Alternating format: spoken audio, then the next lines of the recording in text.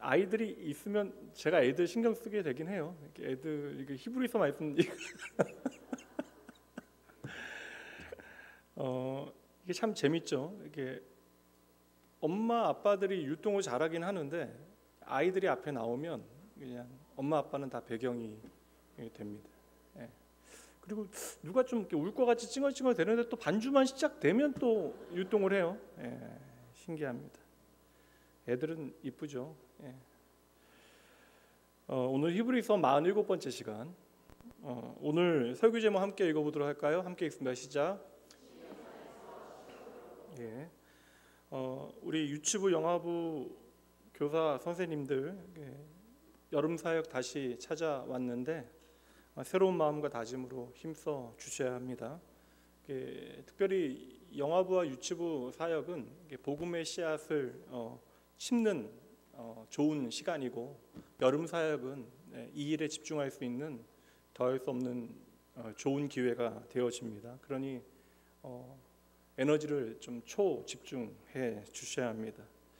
그 열매를 거두는 일과 씨를 뿌리는 일은 분명 아예 다른 일이 되어져요. 그리고 씨를 뿌리는 일은 열매를 거두는 것보다 몇 배 더 어려운 일입니다. 씨를 뿌리기 위해서는 이제 밭을 기경해야 되죠. 흙을 뒤집어 엎어야 되고 땀을 흘려야 되고 또한 모든 날씨 이제 뭐 장마, 여름철, 해충까지 다 견디어내야 하는 그런 수고와 인내가 요구되어집니다. 그러나 분명한 것은 우리가 열매를 기대한다면 반드시 씨 뿌리는 일로부터 시작해야 돼요. 그러니 한번 우리 영화부하고 유치부 교사들만 한번 따라해 보실까요? 열심히 씨 뿌리겠습니다. 네. 오늘은 영화부 유치부 교사들을 위하여 일부러 준비한 말씀은 아니지만 본문 말씀 살피면서 아무래도 헌신 예배인지라 오늘 메시지를 통해서 이제 우리 교사분들과 이 일에 함께 협력해야 되는 낙원교회 우리 성도님들에게 도전하고 또 격려하려고 합니다. 아이들이 이제 처음 우리 어린 아이들이 처음 놀이터에서 미끄럼틀 앞에 이제 올라가는 것도 두려워하죠. 처음에는. 그런데 아이들의 인생의 첫 번째 미끄럼틀을 타기 위해서 용기를 내서 이제 형 누나들이 너무나 재밌게 노니까 그 미끄럼틀 앞에 서게 되어지면 아이들 누구나 다 막연한 두려움을 느끼게 되어집니다.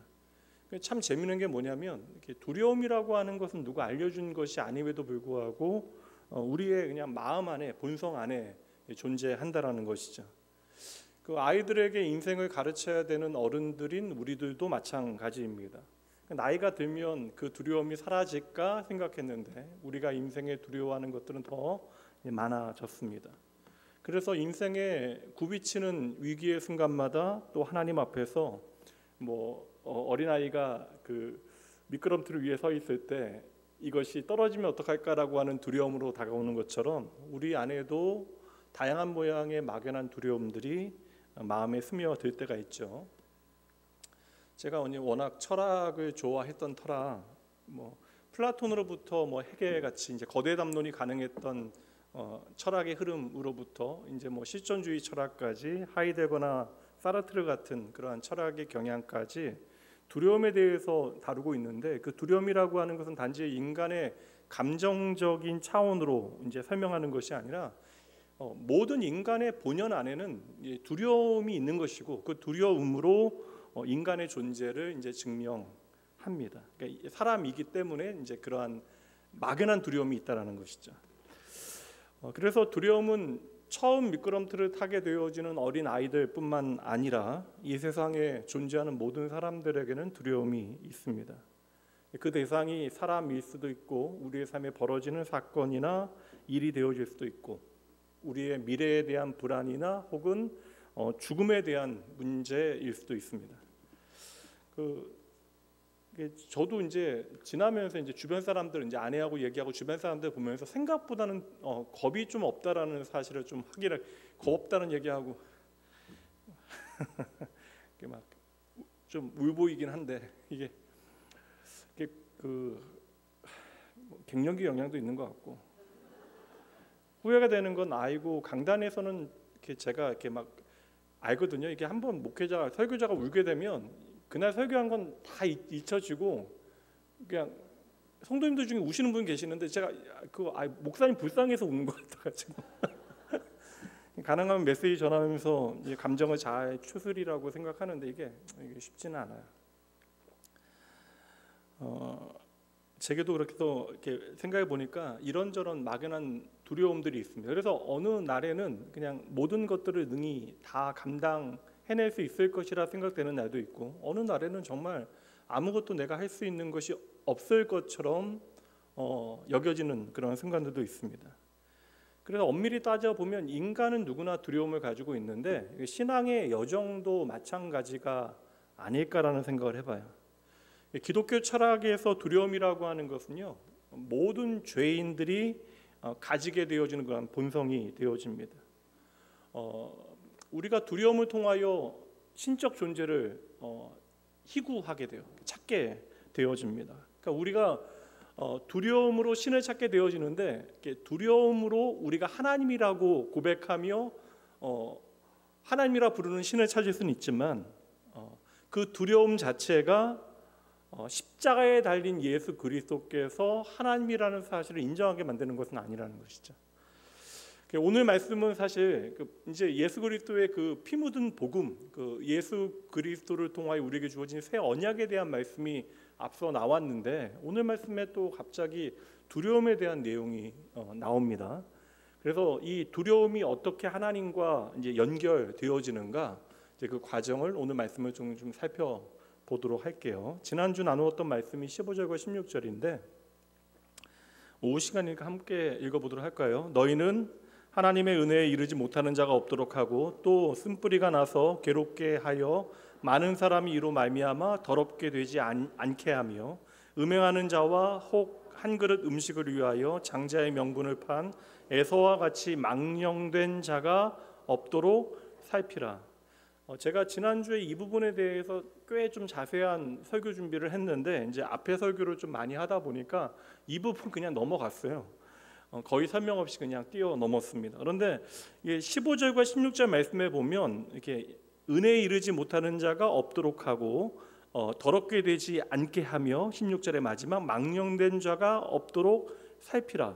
그러니까 세 가지 그냥 없도록 하고 않게 하고 없도록 살펴라. 그런데 이게 이전에 우리가 이제 이건 개역 개정 성경이고 이전의 개역 한글판에서는 모두가 다 이제 새 구절이 두려워하라라고 하는 말씀으로 끝나게 되어져요. 그래서 제가 일부러 좀 개역 개정판 말씀을 한번 읽어드리겠습니다. 너희는 돌아이 개역 개정판 보여주는 거예요 지금. 개역 한글판이요. 너희는 돌아보아 하나님의 은혜에 이르지 못하는 자가 있는가 두려워하고 또 쓴뿌리가 나서 괴롭게 하고 많은 사람이 이로 말미암아 더러움을 입을까 두려워하고 음행하는 자와 혹 한 그릇 식물을 위하여 장자의 명분을 판 에서와 같이 망령된 자가 있을까 두려워하라. 문장을 명확하게 우리가 좀 쉽게 이해하기 위해서는 개역 개정판이 좋기는 해요. 쉽게 이해가 됩니다. 그런데 저는 개인적으로 전체 문맥을 생각하면 개역 한글 예전 우리 개역 한글판 성경이 훨씬 더 좋아요. 왜냐하면 오늘 본문의 말씀에서 두려움에 대한 이야기를 하고 있거든요. 그래서 앞서 15절과 16절 말씀을 두려움의 문제로 연결하고 오늘 말씀에 시내산과 시온산에 대한 말씀으로 우리가 이 두려움의 문제를 해결하는 것이 훨씬 더 저는 좋다라고 이제 개인적으로 생각합니다. 우리가 두려움을 통하여 하나님을 인식할 수 있죠. 그러니까 나의 인생의 연약함과 두려움을 통하여 우리가 하나님을 인식할 수 있다면 이게 하나님에 대한 인식은 우리 안에 시작되어지는데 말씀드린 대로 이것 때문에 나의 구원의 주 되신 예수 그리스도를 만날 수는 없는 거예요. 이것으로 이 두려움으로 하나님과 교제하는 삶을 우리가 살아낼 수는 없는 것입니다. 12장 14절 말씀 한번 보도록 할까요? 이 말씀도 함께 읽어보죠. 모든 사람과 더불어 화평함과 거룩함을 따르라. 이것이 없이는 아무도 주를 보지 못하리라. 여기서 주님을 보지 못한다라는 것은 다른 개념이 아니라 이건 시각적인 작용이 아니라 하나님과의 그 친밀한 교제가 있지 아니하면 하나님을 참으로 만날 수 없다라고 하는 표현이 되는 것이에요. 그래서 우리가 그냥 마냥 두려워함으로 나의 죄에 대하여 우리가 괴로워하고 두려워함으로 우리가 주님을 나의 생명으로 만날 수 있는 것이 아니라 우리 안에 그 생명의 주 되신 예수 그리스도에 대한 화평함과 거룩함에 대한 갈망이 이제 시작되어져야 하는 것인데, 이게 이제 교제가 되어지는 것인데, 우리 안에 두려움이 그럼 어떻게 이러한 화평과 거룩함에 대한 갈망으로 바뀌게 되어지는가? 오늘 본문의 말씀에서 그걸 우리에게 이제 설명해 주고 있는 거예요. 히브리서는 대조가, 수화법으로 이야기하면 대조가 많이 나와요. 그래서 두 가지를 대조함을 통하여 더 나은 것을 보이거나 옛 것으로 새 것이 어떠한 의미인가를 설명하게 되어지는데, 그래서 이제 히브리서는 옛 것과 새 것 사이의 비교를 통하여 예수 그리스도께서 우리의 인생에 어떠한 분인가에 대한 말씀이 계속 나와요. 그래서 이제 1장, 2장, 3장 구약의 대제사장과 뭐 제사나 희생 제물에 대한 그런 내용들을 통해서 우리의 영원한 대제사장 되신 예수 그리스도께서 자신을 온전한 희생 제물로 드리시어 이제 하나님 앞에 완전한 제사를 이제 성취하시죠. 그를 통하여 이제 우리를 하나님 앞에 나아갈 수 있도록 그 화평함과 거룩함으로 하나님 앞에 나아갈 수 있도록 하셨다라는 것이 이제 히브리서의 강조점입니다. 그리고 히브리서 말씀 중간중간 보면 심판에 대한 말씀이 나오긴 하는데, 이 심판에 대한 내용은, 히브리서에 나오는 심판에 대한 내용은 심판 자체를 강조하는 것이 아니라, 우리를 두렵게 만드는 것이 목적이 아니라 심판을 이기는 하나님의 은혜가 얼마나 큰 것인가를 설명하기 위한 이제 장치가 되어지는 것이고, 오늘 본문의 말씀에도 대조가 나와요. 대조가 무엇과 무엇으로 나오냐면 두 산이 등장을 합니다. 시내산과 시온산이 이제 등장을 하는데, 그러니까 우리의 인생의 본질적인 두려움을 이제 시내산으로 이제 비유를 하고, 그 시내산으로부터 우리를 시온까지 이제 인도하시는 하나님의 은혜에 대해서 이제 설명을 하는 것이 목적이에요. 그래서 우리가 시내산에 머물면 절대 안 됩니다. 오늘 우리에게 시내산, 하나님의 심판과 정죄를 상징하는, 율법을 상징하는 시내산이 등장하는 이유는 미리 우리가 보도록 할게요. 핵심 구절이 22절 말씀 보도록 합니다. 함께 읽습니다. 그러나 너희가 이른 곳은 시온산과 살아계신 하나님의 도성인 하늘의 예루살렘과 천만 천사와, 이제 쫙 나오긴 하거든요. 시온산이 어떠한 곳인가를 설명하는 내용이 23절 24절까지 나옵니다. 핵심적인 건 무엇이냐면, 우리가 시온에서 하나님을 두려워하게 되어졌는데, 그게 끝이 아니라 이제 시온에서의 정죄와 심판이 끝이 아니라 22절 뭐라고 시작되어져요?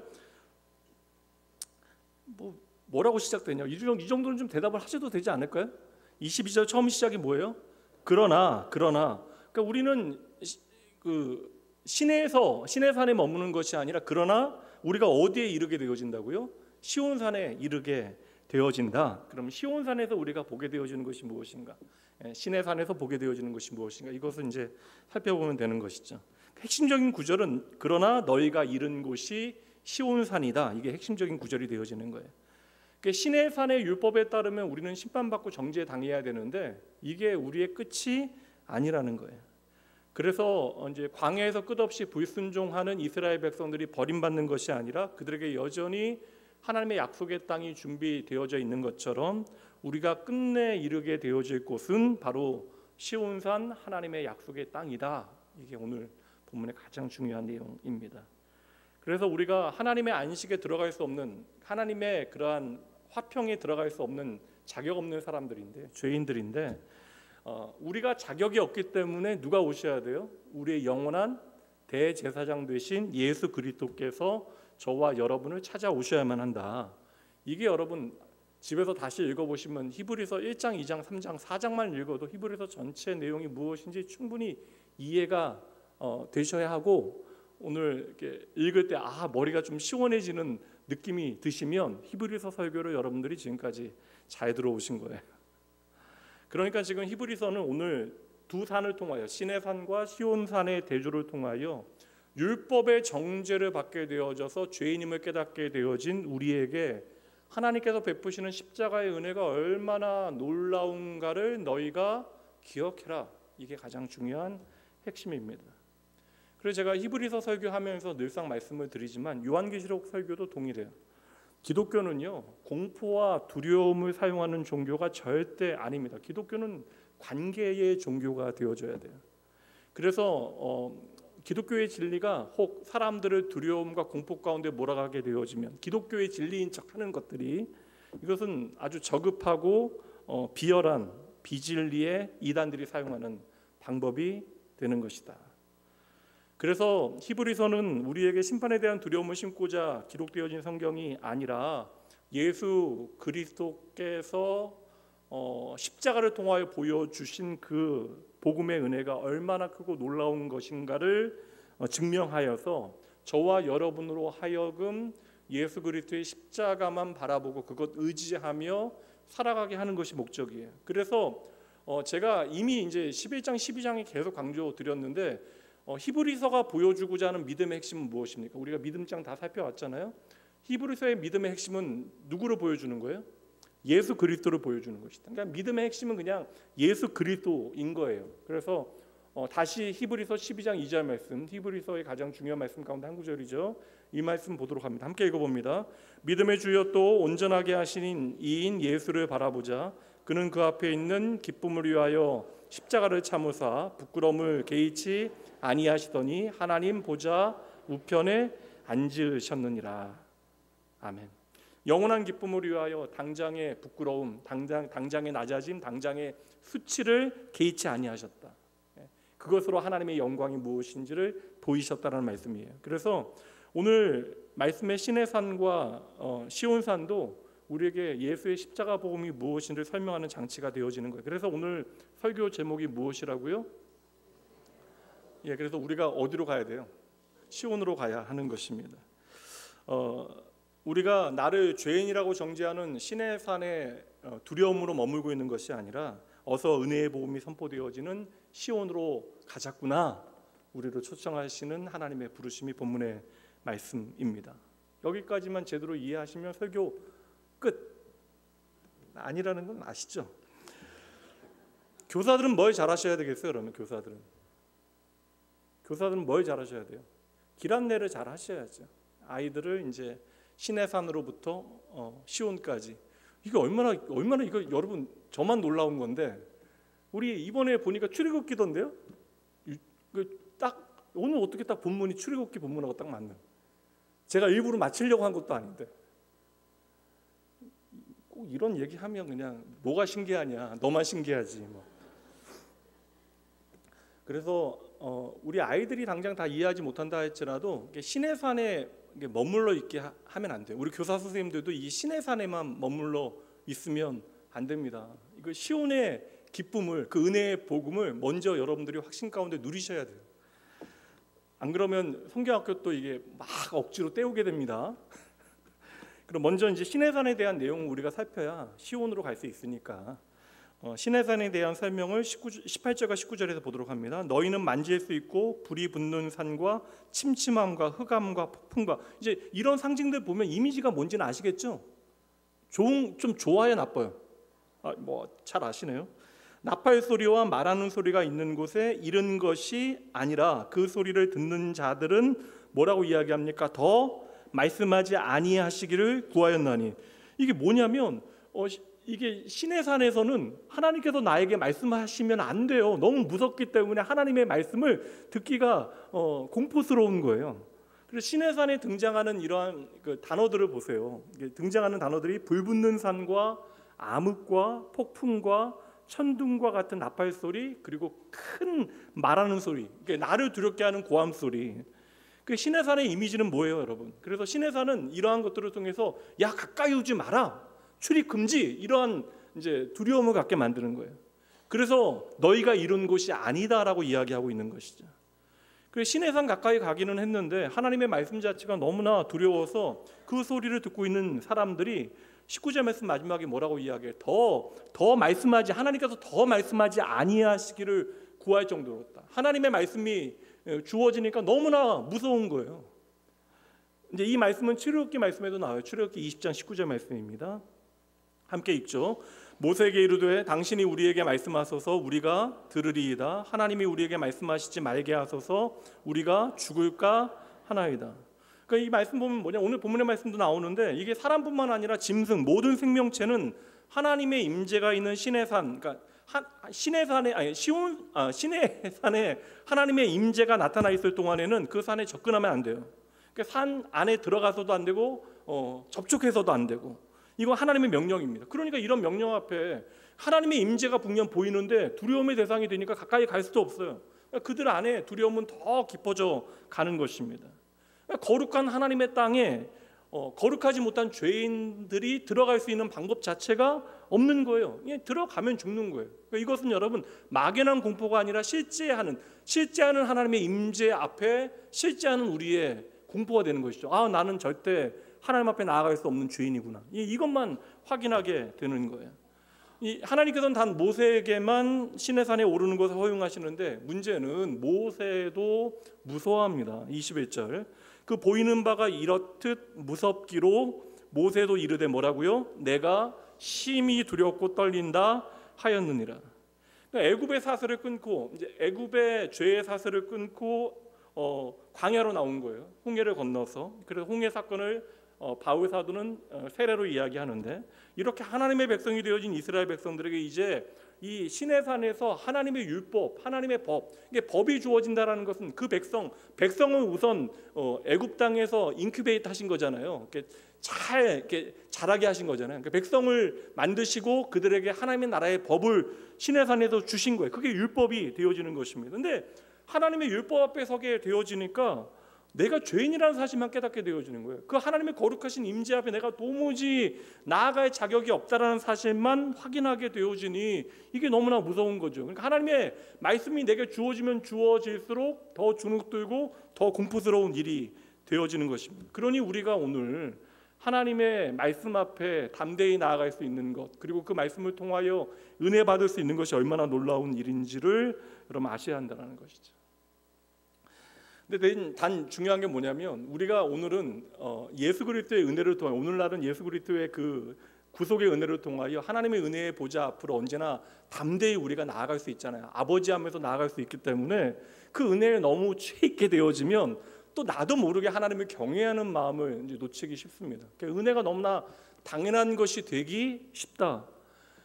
여러분 하나님의 은혜는 값을 측정할 수 없기 때문에 값없는 은혜인 것이지 우리에게 거저 주어졌다라고 해서 여러분 값싼 은혜가 아니라는 거예요. 그래서 하나님의 은혜는 어떠한 순간에도 우리의 인생에 싸구려 취급되어지면 안 되는 것입니다. 그리고 이 하나님의 값없는 은혜는 우리의 예배를 통해 오늘 하나님 앞에 우리가 예배할 수 있는 것이 얼마나 놀라운 일인가, 이것에 대한 우리의 태도를 통하여 이제 증명되어져야 하는 것이죠. 그렇다면 왜 믿음과 은혜에 대해서 잘 설명해 오던 히브리서에서 새삼스럽게 구약의 시내산과 이렇게 율법을 주시던 때의 이야기를 다시 끄집어내고 있는 것일까? 여러분 히브리서가 기록되어질 당시는요 교회를 향한 핍박이 이제 본격화되어지기 시작한 때입니다. 유대교와 기독교가 이제 분리되어져요. 그러니까 유대교와 기독교가 다른 것이구나. 그래서 유대교에서 기독교로 개종하게 되어진 그리스도인들이 가족들에게도 버림받게 되어져요. 수많은 불이익과 생명의 위협을 당하는 일들이 시작되어졌고, 당시에 로마는 여타의 종교들에 대해 상당히 너그러운 정책을 펼치게 되어지는데 유일하게 기독교에 대해서는 엄정한 판단과 오해와 박해를 이제 펼치게 되어집니다. 그러니 예상치 못한 고난과 핍박, 예수 믿어서 너무나 좋았는데 세상 살면서 예수 믿는 게 나에게 도움되지 않고 너무나 큰 고난과 손해와 어려움이 있으니 많은 교인들이 낙심하게 되어지는 그런 상태. 그래서 실제로 두려움 가운데 신앙을 포기하는 사람들이 나타나기 시작했던 것이죠. 그래서 이 두려움의 문제에 대해서 히브리서 말씀은 믿음과 연결하여 이제 다루어야 하는 거예요. 그럼 이제 이 대전환을 한번 보도록 할게요. 22절 말씀, 제가 핵심적인 말씀이라고 이야기했는데 22절의 대전환을 보도록 합니다. 그러나 너희가 이룬 곳은 어디요? 시온산이다. 그리고 살아계신 하나님의 도성인 하늘의 예루살렘과 천만 천사와 이제 계속 이어집니다.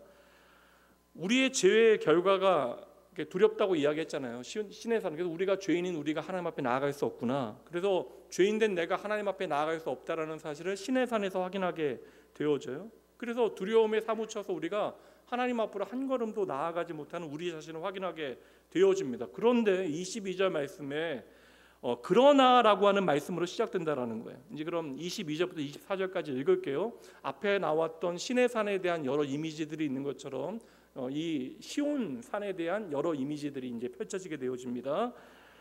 22절부터 보죠. 그러나 너희가 이룬 곳은 신의 산과 살아계신 하나님의 도성인 하늘의 예루살렘과 천만 천사와 하늘에 기록된 장자들의 모임과, 이거 다 시온을 설명하는 거예요. 교회와 만민의 심판자이신 하나님과 및 온전하게 된 의인들의 영들과 새 언약의 중보자이신 예수, 제가 성경에 이거 새 언약의 중보자이신 예수라고 줄그어놨어요. 시온과 이거에 줄그어놨습니다. 및 아벨의 피보다 더 나은 것을 말하는 뿌린 피니라. 그러니까 하나님께서 시내 산에 나타나셨을 때에는 본질상 죄인이었던 그들에게 장렬하는 불꽃, 빽빽한 구름, 어두움, 폭풍, 큰 소리, 지진, 이러한 것들로 감히 우리가 하나님 앞에 나아갈 수 없다라는 사실을 깨닫게 했는데, 그러니까 죄인들에게 거룩하신 하나님의 임재는 감히 범접하지 못하는 공포와 두려움의 대상이 되어졌는데, 심지어 그래서 모세조차도 심히 두렵다라고 이야기할 수밖에 없었는데, 이게 시온은 전혀 달랐다라는 것이죠. 그러니까 옛 언약 율법 아래에서는 우리가 하나님 앞에 나아갈 수 있는 방법이 없다라는 거. 그래서 여러분 구약의 역사는 실패할 수밖에 없는 것입니다. 그러니까 언약을 지켜서 우리가 하나님 앞에 의롭다 인정을 받을 수 없다라는 거예요. 하나님의 율법을 지켜서 우리가 의로워질 수 없다라는 것입니다. 그러니까 율법의 기능은 언제나 동일해요. 로마서도 말하잖아요. 율법의 기능은 정죄하는 거예요. 너는 죄인이다. 그렇게 율법은 정죄하고 판단하는 일을 하는 것입니다. 그런데 예수 그리스도를 통하여 세워진 새 언약 아래에서는 누구든지 예수 그리스도의 그 십자가의 공로, 피 흘림을 의지하여 하나님의 은혜의 보좌 앞으로 담대히 나아갈 수 있게 되어졌다. 그래서 하나님께서 베푸신 은혜의 상징으로 오늘 말씀에 등장하고 있는, 그러나 시온은이라고 이야기하는 그 시온산은 지리적으로 시온산이 어디에 있는 건 여러분 아시는 분들 많이 계시죠? 이 시온산은 원래 여러분 여부스 족속들이 살았던 요새였습니다. 근데 다윗이 왕이 되어진 다음에 헤브론에서 원래 통치하다가 7년 정도 지나서 수도를 천도하게 되어져요. 이 천도하게 되어진 곳이 바로 여부스 족속의 요새였던 이곳입니다. 그래서 다윗 왕의 거처가 되어진 곳. 그래서 훗날 이 시온산은 다윗의 도성이라고 불리워지기도 했는데, 이곳의 이름이 어딘지 아세요, 여러분? 예루살렘이죠. 예루살렘. 그러니까 다윗이 이제 여기 이제 언약궤, 하나님의 언약궤를 가져오게 되어지고, 다윗의 아들이었던 솔로몬은 여기에 뭘 지어요? 성전을, 예루살렘 성전을. 그러니까 시온산의 북쪽에 있었던 모리아산에 예루살렘 성전을 짓게 되어집니다. 그래서 이스라엘 백성들에게, 이스라엘 사람들에게, 유대인들에게 시온은 하나님의 성이었고 그냥 예루살렘이었고 예루살렘 성전으로 그들은 이해되어지는 거예요. 그래서 지금도 여러분 유대인들은 언젠가 시온에 있는 예루살렘에, 그러니까 시온이 있는 예루살렘에 하나님의 나라가 이루어질 것을 이제 아직도 기대하고 있는 거예요. 거기서 하나님을 만나게 되어질 것이다라고 그들은 그런 소망을 가지고 오늘도 살아가고 있는 것이죠. 그러니까 시온의 개념을 그냥 지리적인 개념으로 그들이 이해하는 거예요. 그러니까 뭐 엄정히 말씀드리면 그들은 구약에 머물러 있는 것입니다. 그런데 오늘 히브리서 말씀을 보세요.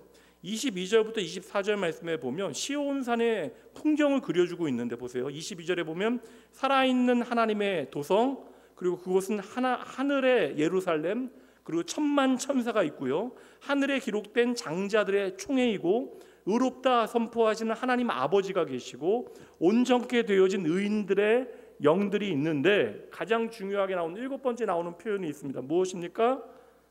새 언약의 중보자이신 예수 그리스도께서 그곳에 계시죠. 그러니까 여러분, 이거 시온이 무엇이냐? 지중해 연안에 있는 팔레스타인에 있는 예루살렘이 아니라 이 시온은 어디에, 바로 새 언약의 중보자이신 예수 그리스도께서 바로 시온이시다. 하나님의 임재이신 시온이시다. 그래서 그 다음 말씀을 보면 새 언약의 중보자이신 예수 그리스도를 설명하기 위해서 이제 피 얘기를 하는 거예요. 아벨의 피보다 더 나은 것을 말하는 뿌린 피. 이 뿌린 피는 구약의 제사 이야기하는 거거든요. 속죄의 제사를 드릴 때 피를 뿌리잖아요.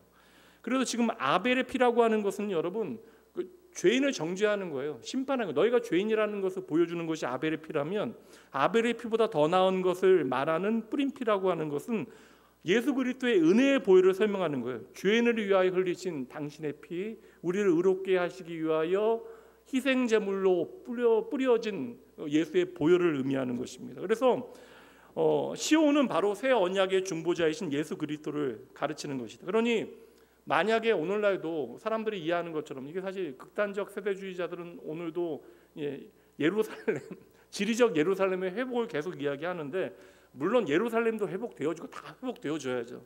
단지 지리적인 예루살렘, 혈통적인 이스라엘 백성들이 베푸시는 은혜로 시온을 해석하게 되어지면 이건 빵점. 복음의 개념 자체를, 예수 그리스도의 십자가의 복음 자체를 이해하지 못하는 거예요. 그러니 시온에 이르는 길은 팔레스타인의 예루살렘을 차지하는 것으로 얻어지는 것이 아니다. 그러니까 얼마나 허망한 일들을 지금 벌이고 있는 거예요. 히브리서의 메시지는 무엇입니까? 예수 그리스도를 믿는 성도는 이미 시온에 이른 것이다. 이것을 선포하고 있는 것입니다.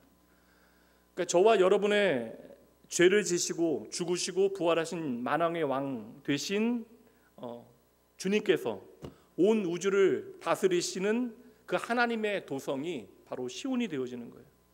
그러니까 이 시온을 아브라함, 그 믿음의 조상이었던 아브라함 때로부터 이 땅을 살아가나 나그네로 살아가면서 소망하였던 곳이 바로 이 시온이고, 이 시온은 결국 예수 그리스도를 우리에게 보여주고 있는 것입니다. 그렇다면 오늘 이 히브리서가 왜 시내에서 시온에 이르는 길을 우리에게 설명하고 있는가? 주 예수 그리스도를 믿는 저와 여러분은 이미 하나님의 자녀가 되어졌다. 그리고 하나님 나라의 시민권을 가지고 있다. 그러니 오늘 말씀의 시온산에 보면 또 동일해요. 시온의 보좌에 자정하신 재판장 되신 주님이 계신데, 시내산에서는 그 주님 앞에 나아갈 방도도 없어요. 그냥 두려워하는 것인데, 시온의 보좌를 자정하신 재판장 되신 주님 앞에 우리는 나아갈 수 있어요. 근데 주님 앞에 나아가는 이유가 그 율법, 시내산의 율법을 가지고 우리가 심판받고 정죄받기 위함이 아니라 무엇을 의지해요? 예수 그리스도의 보혈을 의지하여 나를 의롭다 칭해 주실 하나님을 만나기 위하여 우리는 나아가게 되는 것이다. 그러니 구약의 백성들은 여러분 실패할 수밖에 없어요. 그들이 무지하다? 아닙니다, 여러분. 구약의 백성들은 실패할 수밖에 없었다. 시내산에서 만난 하나님은 너무나 두려운 하나님. 죄인들인 자신들이 율법을 지켜 하나님의 의로움에 도달할 방법이 도무지 없어요. 그래서 그들은 광야 가운데 계속해서 실패합니다. 하나님께서 그저 포기하지 아니하신 것이죠. 그러니까 아담이나 똑같아요. 그냥 죄인인 내가 하나님을 피하여 나무 뒤에 숨는 것으로, 그래서 불순종과 불평불만의 정죄의 길을 언제나 선택하게 되어지는 것입니다. 그래서 뭐 중요한 상징 나오잖아요. 불뱀에 물려 죽게 되어지 그때에도 노뱀만 바라보면, 장대에 달린 노뱀만 바라보면 살게 되어지는데 그거 바라보지 않아요. 그래서 약속의 땅에 들어가지 못하는 출애굽 세대의 실패를 구약성경 우리에게 여실히 보여줍니다. 그런데 우리 주 예수 그리스도께서 우리의 죄를 정죄하지 아니하시고 우리를 위하여 친히 십자가에서 피를 흘리심으로 우리의 죄를 담당하신 거예요. 그래서 광야에서의 우리의 모든 방황이 이제 끝이 나게 되어지는 것입니다. 그래서 도무지 하나님 앞에 나아갈 수 있는 자격이 없었던 우리가 나의 영원한 대제사장 되신 예수 그리스도로 말미암아, 그러니까 십자가에 성취하신 그 새 언약의 성취로, 완성으로 말미암아 우리 인생의 모든 방황은 끝이 나고 영원한 평안과 안식 가운데, 하나님과의 화평 가운데 우리는 들어가게 되어진 것이죠. 이거 지금까지 우리가 다 공부한 거예요. 다 공부했습니다. 히브리서 우리가 말씀을 잘 읽어보면 이 내용이에요. 이 내용이 전부입니다. 그래서 이제 우리의 존재 자체가 바뀌게 되어진 거예요. 우리의 인생의 방향 자체가 바뀌게 되어진 것입니다. 10장 19절부터 좀 말씀 보도록 할게요. 이 말씀 다 나오거든요. 19절부터 25절까지 제가 지금까지 설명드린 것이 다 이 말씀에 나옵니다. 그러므로 형제들아, 우리가 예수의 피를 힘입어 성소에 들어갈 담력을 얻었나니 그 길은 우리를 위하여 휘장 가운데로 열어놓으신 새로운 살 길이요 휘장은 곧 그의 육체니라. 또 하나님의 집 다스리는 큰 제사장이 계심에 우리의 마음의 뿌림을 받아 악한 양심으로부터 벗어나고 몸은 맑은 물로 씻음을 받았으니 참 마음과 온전한 믿음으로 하나님께 나아갈 수 있다라는 거예요, 여러분. 또 약속하신 이는 미쁘시니 우리가 믿는 도리의 소망을 움직이지 말며 굳게 잡고 서로 돌아보아 사랑과 선행을 격려하며 모이기에 패하는 어떤 사람들의 습관과 같이 하지 말고 오직 원하여 그날이 가까움을 볼수록 더욱 그러하자. 하나님의 은혜 안에 우리가 이렇게 살아갈 수 있다라는 것을 말씀해 주시는 거예요. 율법 아래에서는 동물도 하나님의 임재 안으로 들어갈 수 없었는데, 어떤 피조물도 거룩하신 하나님 앞에 나아갈 수 없었는데, 그래서 그 대단했던 모세조차도 두렵고 떨면서 하나님 앞에 나아갈 때 수건으로 그 얼굴을 가리우고 하나님 앞에 나아가야 했는데, 이제 저와 여러분, 우리는 예수 그리스도 안에서 하나님의 백성으로 그의 십자가에 흘린 보혈로 말미암아 하나님의 시온 지성소가 있는 시온산에 담대히 나아갈 수 있게 되어졌다. 그래서 예수님께서 십자가에 달려 돌아가실 때 지성소를 가리고 있었던 휘장이 위로부터 아래로 갈라지게 되어진 것이죠. 아까 전에 보였던 10장 20절 말씀 보여주세요. 그 말씀이잖아요. 10장 20절 함께 읽어봅니다. 시작. 그 길은 우리를 위하여 휘장 가운데로 열어놓으신 새로운 사이길이요 휘장은 곧 그의 육체니라. 예수 그리스도께서 십자가에 달려 찢기시고 피 흘리심으로 우리가 하나님 앞에 도무지 나아갈 수 없었던 그 하나님의 거룩한 임재의 상징이었던 지성소로 가는 그 휘장이 찢어지게 되어진 거예요. 길이 생긴 것입니다. 그렇다면 우리가 어떻게 해야 돼요, 여러분? 길이 생겼다고 여러분. 어떻게 해야 돼요? 가야죠. 길이 있으면 여러분 열심히 가셔야죠. 이 일에 우리가 기쁨과 감사함으로 게으르지 아니하고 힘을 내야죠. 그래서 우리는 오늘 예수로 말미암아 믿음으로 살아가게 되어진 것입니다. 새 언약의 중보 되신 예수 그리스도로 말미암아 하나님의 거룩한 존전 아래 용납되어진 거예요. 그래서 우리가 하나님을 더 이상 두려워할 필요가 없게 되어진 거예요. 그래서 우리는 지난주 말씀처럼 화평과 거룩을 따르는 존재가 되어진 것이다. 얼마나 멋있는 말씀이에요. 말씀을 좀 정리해 보죠. 우리 영화부 유치부 우리 선생님들, 여러분들은 그 출애굽기를 통해서 이 복음을 아이들에게 가르쳐 주셔야 합니다. 어렵잖아요, 맞죠? 어렵잖아요.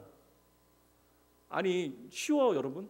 한번 다 쉽다고 생각하면 유치부하고 영화부 교사들 한번 다 모셔놓고 한번 들어보려고 제가. 이거 우리 아이들에게 다 설명하지 못합니다. 중요한 건 뭐예요, 여러분? 여러분들은 알아야죠. 여러분들의 확신이 우리 아이들의 영혼에 비추어져야 하는 거예요. 말로 가르치는 것이 아니라 이 복음에 대한 확신이 우리 아이들에게 마음으로 전하여져야 하는 거예요. 여러분, 우리 아이들이 교회 문턱을 넘을 때 시내에서 시온으로라는 개념은 무엇이겠습니까? 우리 아이들이 교회 문 안으로 들어오게 되어질 때 교회는 예수 그리스도의 피로 하나님의 자녀 되어진 우리가 교회잖아요. 이 교회 안에서는 용납받고 사랑받는 곳이 반드시 되어져야 하는 것입니다. 시내산의 공포가 아이들을 향하게 되어지면 절대 안 돼요. 분명 하나님의 율법이 우리에게 필요하긴 하지만 그것은 정죄를 위한 것이 아닙니다. 심판을 위한 것이 아니에요. 그러니까 교회는 지적과 꾸중만 있으면 어린 영혼들은 성장을 멈추게 되어지는 것입니다. 제가 어릴 때 한 번 봤던 영상 하나 때문에 상당히 오랜 시간 좀 고생을 했는데, 어린 시절 지옥 이야기하고 추거 영상을 제가 한번 누가 보여줘가지고 그걸 한번 본 다음에 너무나 오랫동안 제가 공포 가운데 하나님을 너무나 무서워했습니다. 그러니까 그게 이제 그것으로부터 제가 이제 머리는 이해가 다 됐는데 거기서부터 이제 이게 좀 잘못된 것이구나라는 것을 뒤늦게 좀 알게 되어졌는데, 어릴 때는 초등학교 6년부 때나 초등학교 4학년 때인가 제가 그 영상을 처음 봤는데, 그런 일단이 좀 두려움이 제 안에 좀 남아서 고등학교 시절까지 좀 하나님과의 좀 거리감, 내가 복음이 무엇인지를 깨닫게 되어진 다음에도 하나님을 좀 두려운 분으로 제가 좀 인식을 했던 것 같아요. 우리 교사 선생님들이 여름 성경학교 이런 시간들을 통해서 전해야 되는 시온의 복음은 바로 이것입니다. 따라해 보세요. 나는 사랑받는 하나님의 자녀이다. 그러니까 아이들은 사랑받고 용납받는다라는 것을 이 믿음의 공동체 안에 좀 풍성히 경험할 수 있도록 해 주셔야 합니다.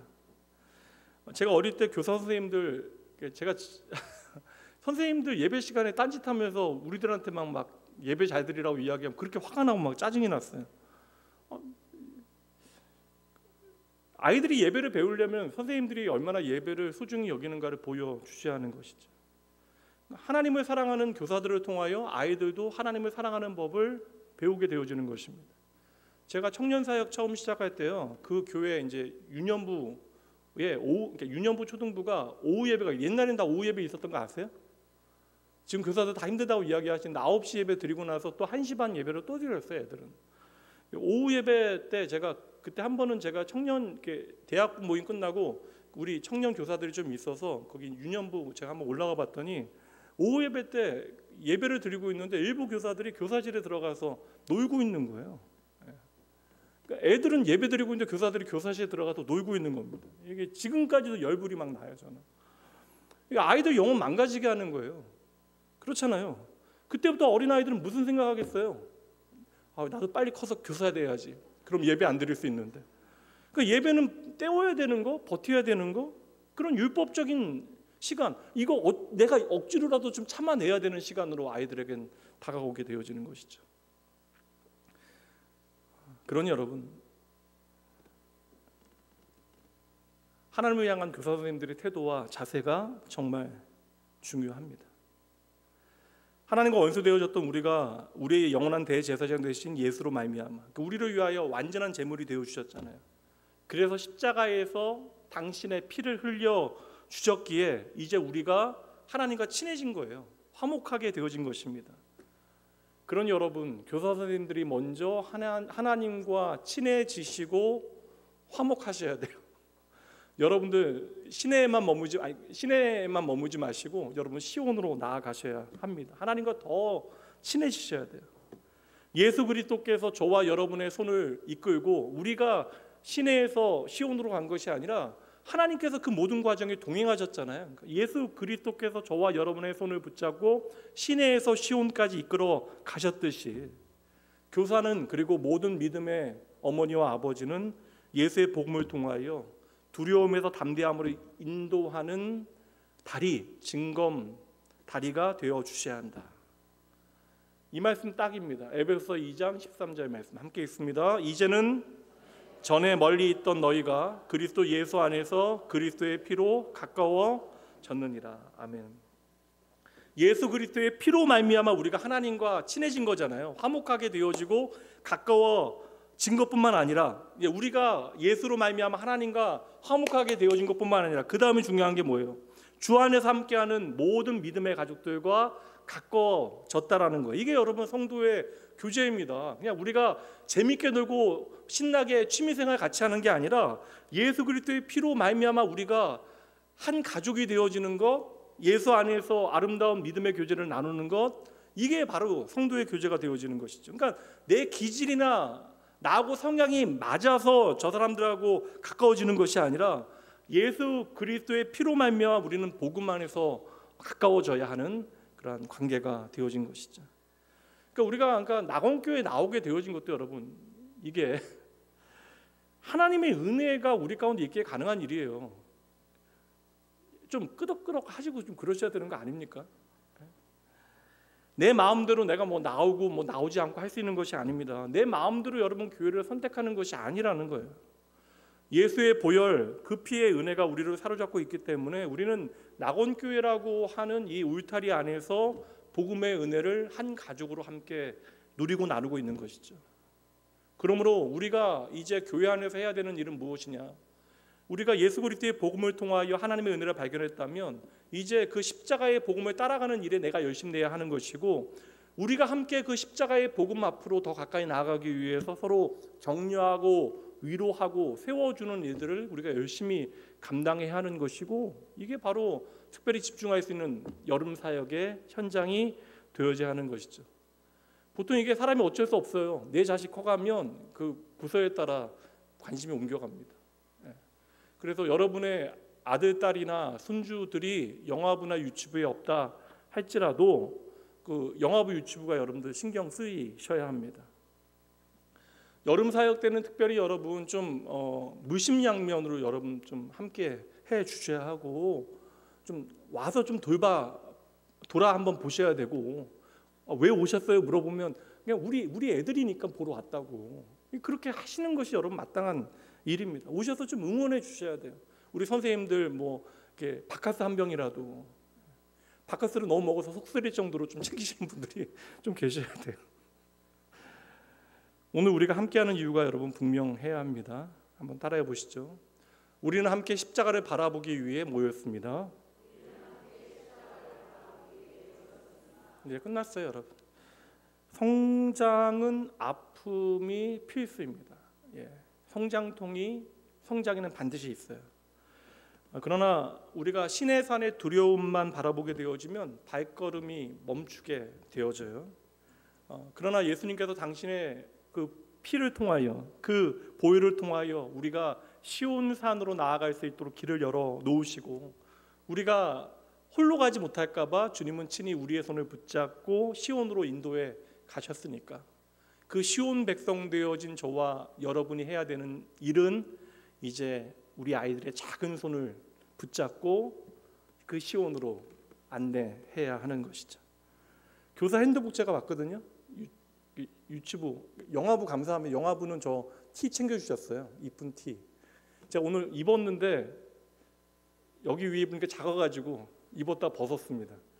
잘 그냥 걸어놓고 간직할게요. 근데 이거 보면, 제가 이거 보면서 제가 설교를 준비하니까 신의 산에서 시온까지 가는 거구나. 산이 두 개가 딱 그게 나오길래, 우리 아이들에게 십자가 복음이 구약의 메시지로 끝나는 것이 아니라 여호와 니시 여호와 라파로 끝나는 것이 아니라, 그것이 바로 예수 그리스도의 십자가의 복음의 씨앗으로 우리 아이들의 마음에 깊이 심겨지는 복된 시간 되어지길. 우리 교사 선생님들 여름 참 더운 시간 이 일에 헌신할 때에 우리 성도님들께서도 함께 격려하시고 응원하시는 일들 열심히 해 주셔야 합니다. 우리 교사뿐만 아니라 이 자리에 있는 모든 분들 함께 결단과 헌신의 다짐으로 함께 읽고 우리가 기도하고 마치도록 할까요? 안 썼어? 딱 원고를 보면 써야 되겠다는 생각이 안 드세요? 느낌이 보면 여기 헌신과 결단의 다짐을 함께 나누죠라고 하면 그거 써야 되는 것 같은 느낌이 들잖아. 아이고. 차인철 목사님 항상 너무 잘하셔가지고 제가 일부러 말을 안 해, 불안하긴 했어요. 오늘 좀 워낙 바쁘시니까 제가 읽어드릴게요.